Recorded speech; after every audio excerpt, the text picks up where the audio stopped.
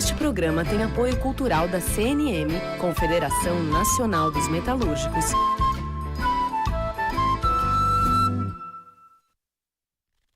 Livre para todos os públicos.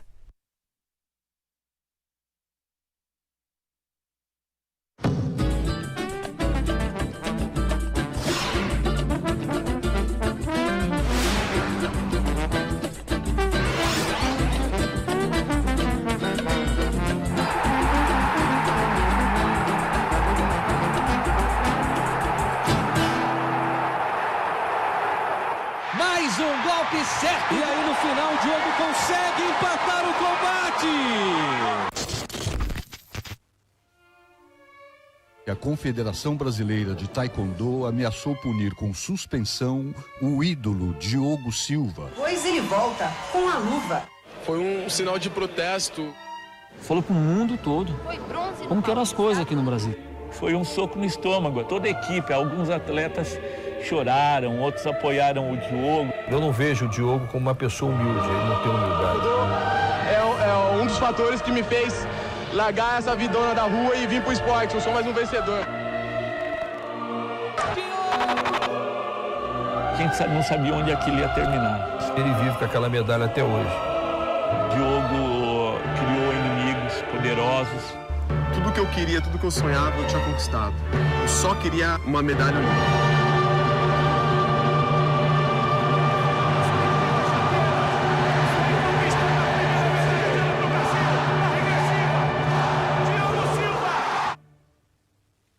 A rebeldia não é errado.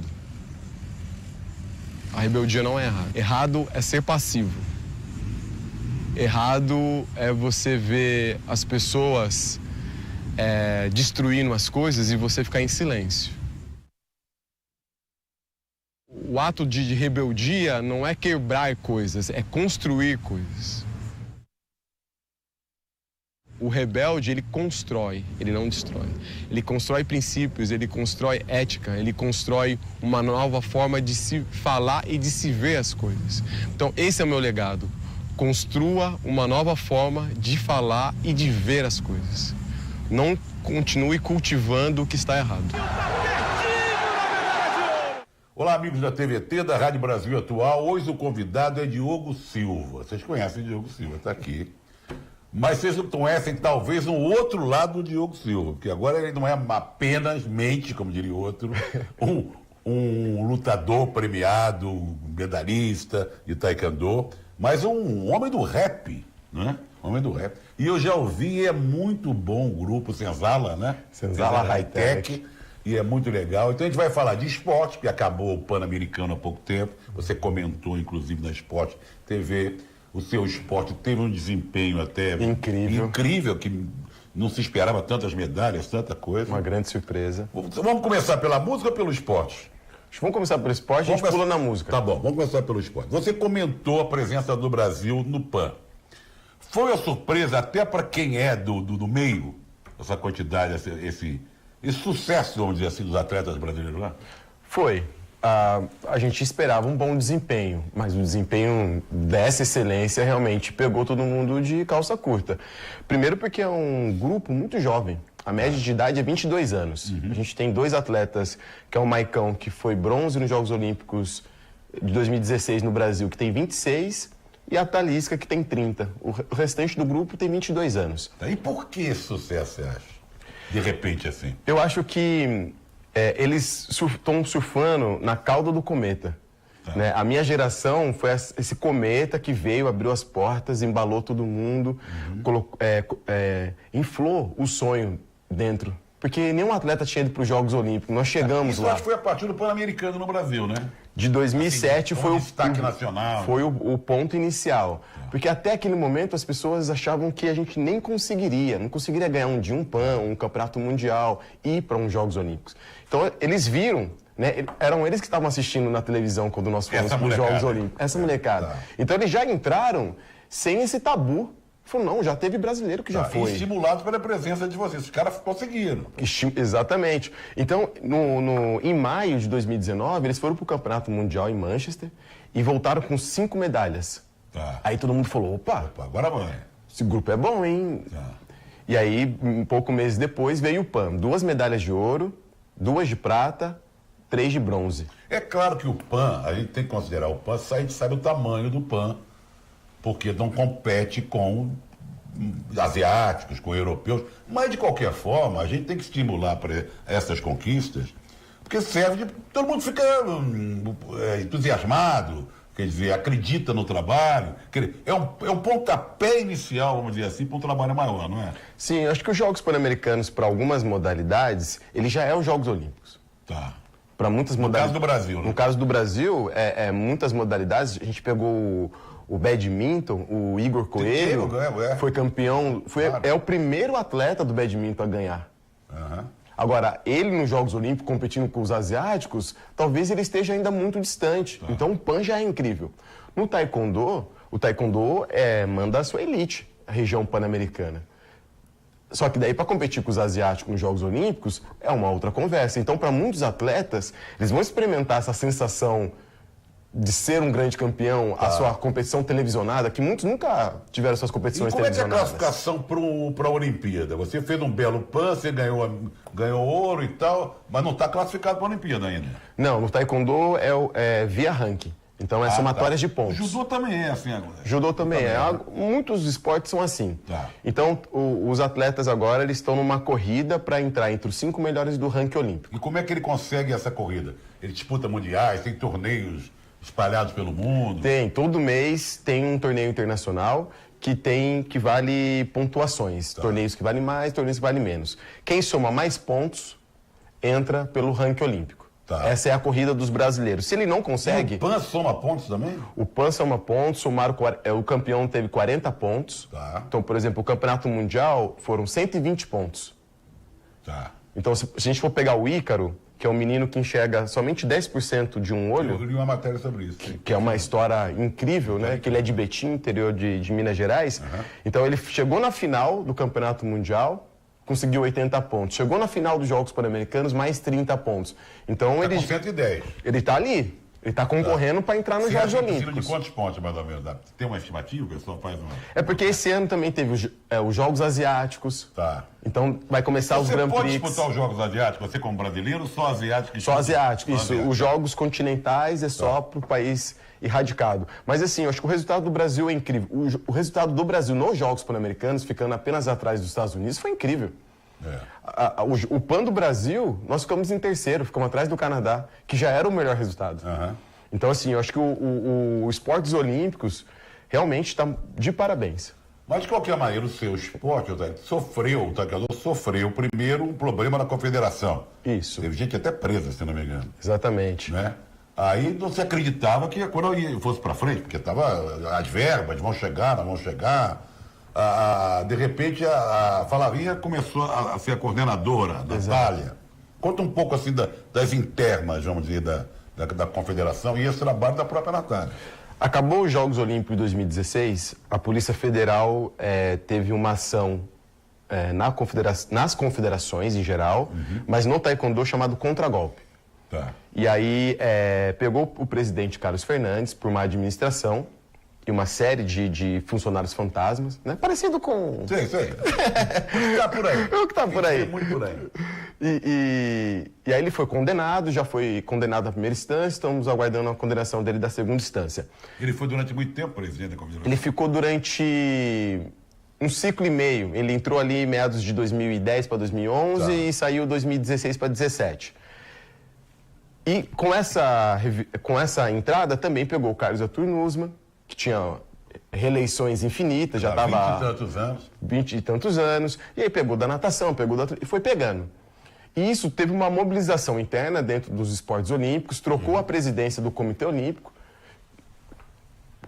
começaram novas regras. Uma dessas regras é que toda confederação hoje, para receber verba pública, tem que ter uma comissão de atletas. Tá. Isso já foi uma mudança. Você é da comissão de atletas, não é? Isso, eu sou da comissão de atletas do taekwondo. Do taekwondo, tá. E aí essas séries de mudanças, hoje o TCU bloqueou as contas da Confederação Brasileira de Taekwondo. Ah, é?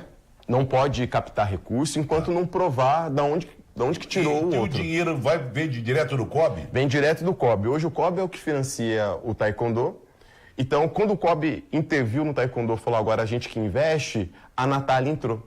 Tá. A Natália tinha um grupo, acho que você chegou a treinar também, era lá em Londrina, não era? Um centro de treinamento? Isso, a base dela ainda existe. Ela é de lá, né? Ela é de lá. Hoje, a grande força de Londrina é a equipe do Fernando Madureira, que existe lá, tá lá, categorias de base, sempre revelando jovens talentos. E a Natália foi trabalhar na coordenação do taekwondo. Então a Natália traz essa bagagem olímpica que ela tem, foi medalha de bronze em Pequim, então de ser mais rígida, de saber como as coisas funcionam e tá... Como funciona e como não funciona. E como não funciona, tentando colocar ordem na casa. Então sofre também uma série de pressão política, porque os presidentes de federações não querem, eles querem a mamata que sempre tiveram. Só que nos últimos 2 anos o taekwondo voltou a brilhar. E como é que é a vida de um desses atletas do taekwondo? Por exemplo, ele treina onde? Ele pertence a algum clube? Ele se sustenta com o dinheiro só que vem do COB ou arranja um patrocinador individual? Como é que é? 100% deles são bolsistas, né? Bolsa Atleta, financiamento público. Sem a Bolsa Atleta, praticamente eles não conseguem se autofinanciar. Tá. E muitos deles também fazem parte das equipes das Forças Armadas, que tem o taekwondo, a base está na Marinha. Então, essa é a forma de financiamento. Eles têm uma grande base aqui em São Caetano, que é o maior centro de lutas do mundo, da onde saiu quase todos os medalhistas. Mas é só para taekwondo ou também para o judô, para outro cara? Para lutas. O São Caetano é para lutas. Tá. E aí, outros treinam aqui no Núcleo de Alto Rendimento de São Paulo, que é o NAR. E outros estão no Nordeste, Rio Grande do Norte. Então, é uma equipe homogênea. Mas a maioria deles estão aqui no estado de São Paulo. Rio Claro também tem uma equipe muito boa. Existe o Campeonato Brasileiro, o Campeonato Paulista? Como é que funciona em termos de... para explicar para o nosso pessoal? Existe. O Campeonato Paulista existe? Existe Campeonato Paulista, Brasileiro, Jogos Regionais, Jogos Abertos. E aí, depois de todas as eliminatórias, ele vai para a disputa da Seleção Brasileira. Se ele ganha, aí ele começa todos os torneios pela Seleção Brasileira. Você sabe por quê, Diogo? É o seguinte, as pessoas às vezes pensam que a pessoa cai de paraquedas. Acha que é fácil, o cara, né? por exemplo, não existe. De repente tem um Pan-Americano, todo mundo vê, ou muita gente vê. Aí o cara, ali ele surgiu, aí desaparece. Se ele conseguir uma vaga para a Olimpíada, pô, esse cara... Mano, o cara grama pra burro. Pra caramba, é uma relação... Olha a relação de campeonato que você falou. Sim, ó, vou dar o exemplo do Edivaldo, que nós chamamos ele de Netinho. Ele é paraibano. Em 2014, ele competiu os Jogos da Juventude. Tá. Um dia antes, ele disputou o Campeonato Mundial Júnior, com 16 anos. Ganhou. No dia seguinte, ele ganhou os Jogos da Juventude. Aí todo mundo falou, nossa, que garoto é esse? Jogos Pan-Americanos foi medalha de ouro com 21 anos. Então, assim, ele já está desde os 14 anos tendo título internacional. Essa batalha, né? E as pessoas hoje sabem o nome dele porque ele ganhou o PAN. Tá. Então o PAN também serve muito para isso, né? Porque esses outros campeonatos não tem uma divulgação, uma transmissão, a televisão não acompanha tanto. Fica restrito a um público mais daquele esporte. Exatamente. Os Jogos Pan-Americanos é a primeira grande competição televisionada. Tá. Então, Porque ninguém transmite o campeonato de paulista, de taekwondo, brasileiro. Não. Hoje a gente tem uma transmissão online. Tá. Mas é público interno. É um público interno. É um público interno. Agora, grande mídia é Jogos Pan-Americanos, Jogos Olímpicos. E hoje está começando as transmissões dos Grand Prix, que já são torneios profissionais, que pagam cachê. E não vai demorar muito para essas competições estar nas grandes mídias. Duas coisas. Primeiro, queria saber quando é que você encerrou a carreira mesmo para se dedicar a outros projetos, que a gente vai falar mais para frente. Não só projetos de inclusão social, mas também da música e tal. Quando você encerrou, e quais foram as mudanças que aconteceram no esporte? Porque de uma competição grande, de Olimpíada para cá, houve alterações na maneira de pontuação e tal. Sim. Né? A sua carreira? Oficialmente eu encerrei quando encerrou os Jogos Olímpicos 2016. Ali eu falei, para mim, fechei, passei a conta.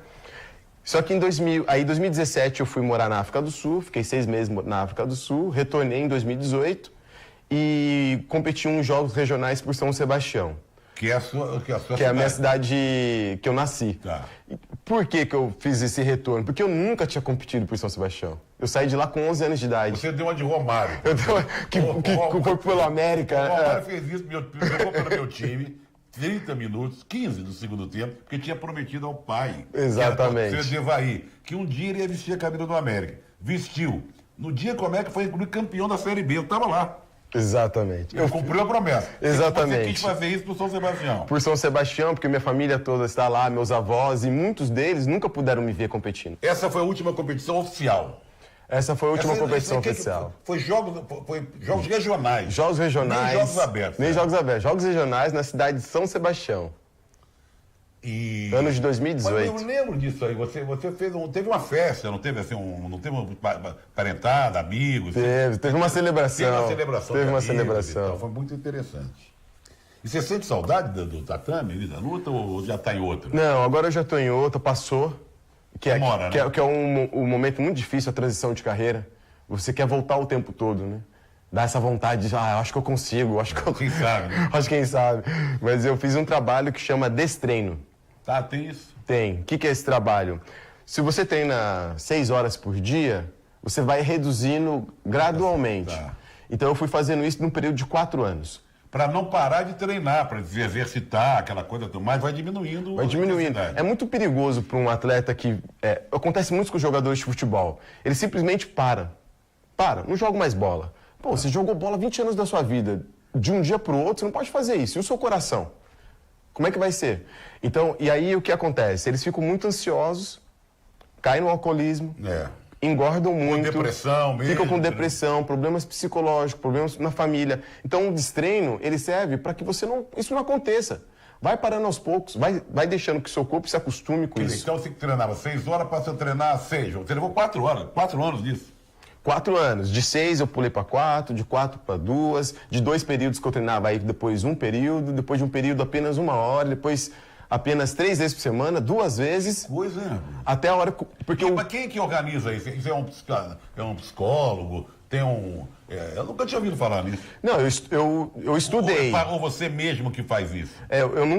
Ninguém nunca me orientou, na verdade. Você que se orientou? Eu estava pesquisando, encontrei essa informação de alguns atletas internacionais que faziam isso. Tá. E aí eu falei, nossa, isso daí realmente funciona. E eu fiz o teste perfeitamente. Os primeiros 2 anos, o nível de ansiedade é muito alto. Demora 4 anos, 4 anos. Não é bolinho, não, né? Não é bolinho. Mas é para você ter uma boa saúde. Claro. Né? E hoje você faz o quê de exercício? Hoje eu ando de bicicleta. Pego a ciclovia, vou embora. Mas kimono, essas coisas, tatame, nada? Treino, chamo uns amigos, os amigos chamam para ir para academia. Mas agora é só prazer, só diversão. É uma coisa... Eu gosto de treinar com as crianças, treinar com os amigos. Então vamos falar do esporte, como mudou. Que a pontuação é uma coisa que a tecnologia está presente. Além do que tem de, vamos chamar de VAR. A gente reclama do VAR no futebol, mas o que para a luta é um negócio de louco. Aí o técnico levanta, pede o cartão para poder solicitar o vídeo. É uma lambança, vou te contar. O que mudou? Então, mudou que... Os últimos Jogos Olímpicos com colete convencional, sem ser digital, foi nos Jogos Olímpicos de Pequim, em 2008. De 2008 para cá, adequaram esse sistema digital. E aí foram inúmeros testes, até os Jogos Olímpicos de Londres, que foi o primeiro Jogos Olímpicos 100% digital. Então hoje o Taekwondo mudou o formato que a gente luta, do tatame, né? Antigamente era retangular, hoje ele é um octógono. Cada colete...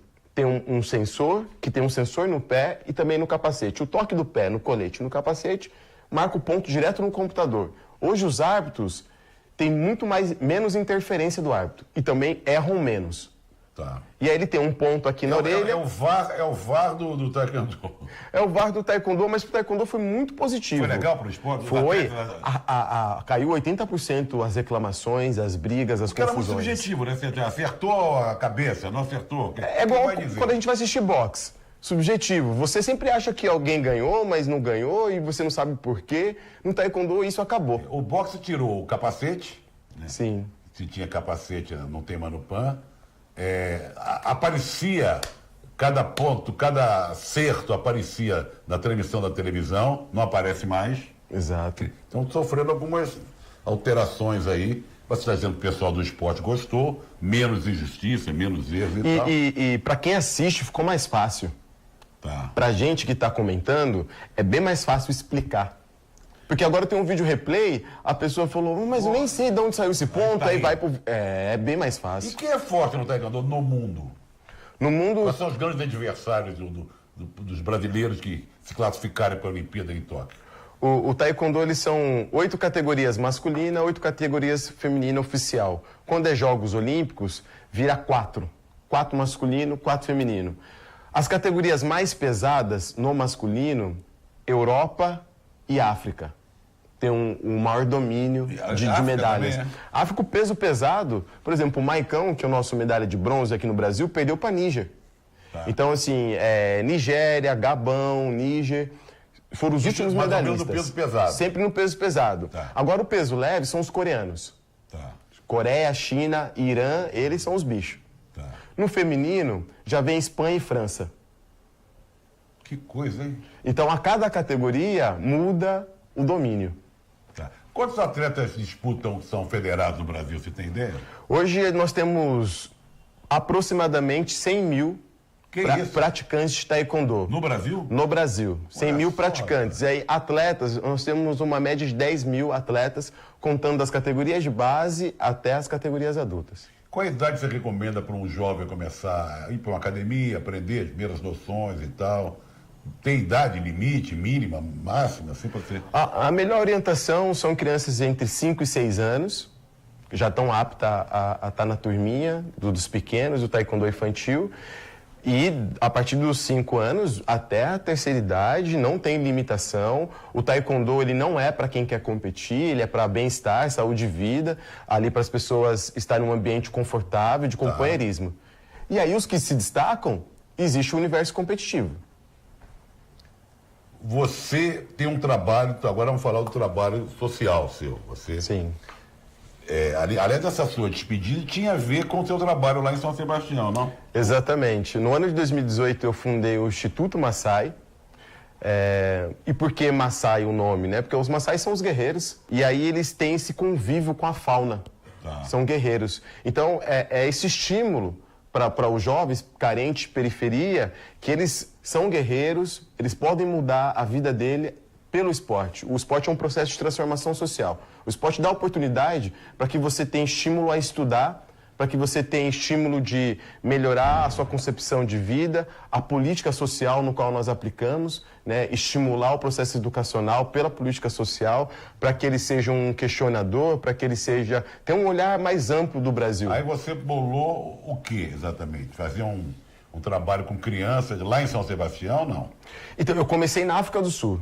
Quando você passou aquele ano na África do Sul? Quando eu passei o meu ano na África do Sul, foi o primeiro lugar que eu apliquei esse método para trabalhar com as crianças e jovens. Depois eu trouxe ele para o Brasil, fizemos uma ação em São Sebastião, no litoral, fizemos outra em Campinas, no interior, as cidades onde eu morei. Tem imagens tem imagem, alguns vídeos? Temos. Foi incrível, atendemos 300 crianças. Vamos ver.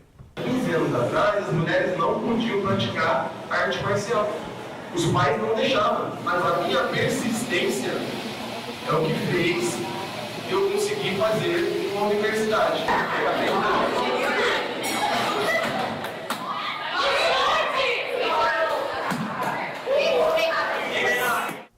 Além desse trabalho, eu vou falar que quero que você fale mais desse trabalho, mas você passou pela Caravana do Esporte algumas vezes. Sim, eu considero a Caravana do Esporte minha base educacional no terceiro setor. Foi a caravana que me despertou, me estimulou, me colocou em contato com grandes educadores, me mostrou uma forma de trabalhar com o esporte que eu não conhecia. A coisa de construir o seu material, de trabalhar no chão de terra, trabalhar onde é possível. Não somente dentro de um ginásio ou dentro de uma academia, mas se adequar ao ambiente no qual aqueles jovens estão. Eu fui para a zona rural, eu fui para a aldeia indígena, eu fui para a quilombola. E que percorre os rincões do Brasil.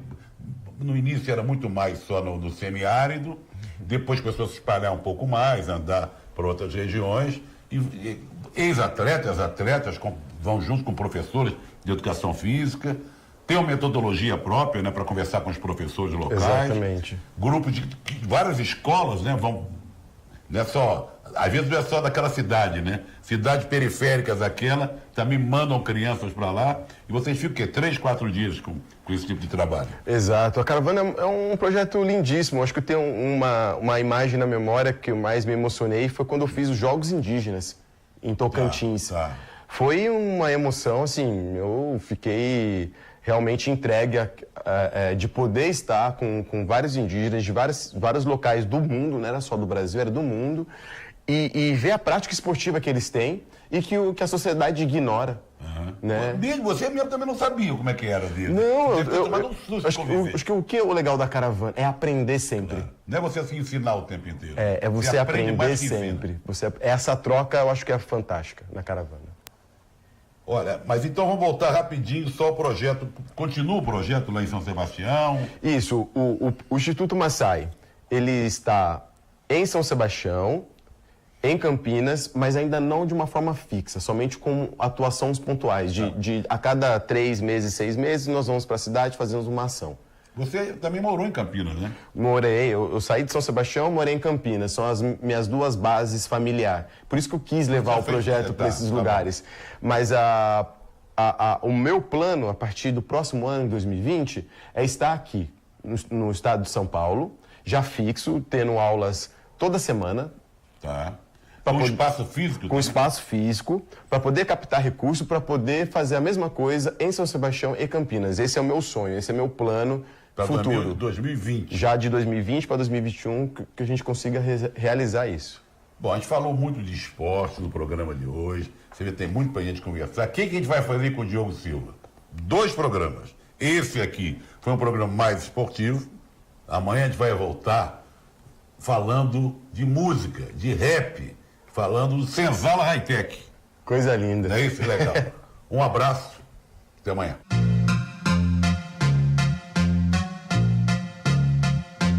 Trabalhar pra quê? Qual foi? Eu sei e você sabe. Vivemos no Brasil, na terra da pilantragem. O certo tá errado, tipo churrasquinho de gato. Propaganda enganosa, quem fatura são os ratos. Essa carioca, a cara do personagem. O verdadeiro trambiqueiro, malandragem é que é arte. Better Call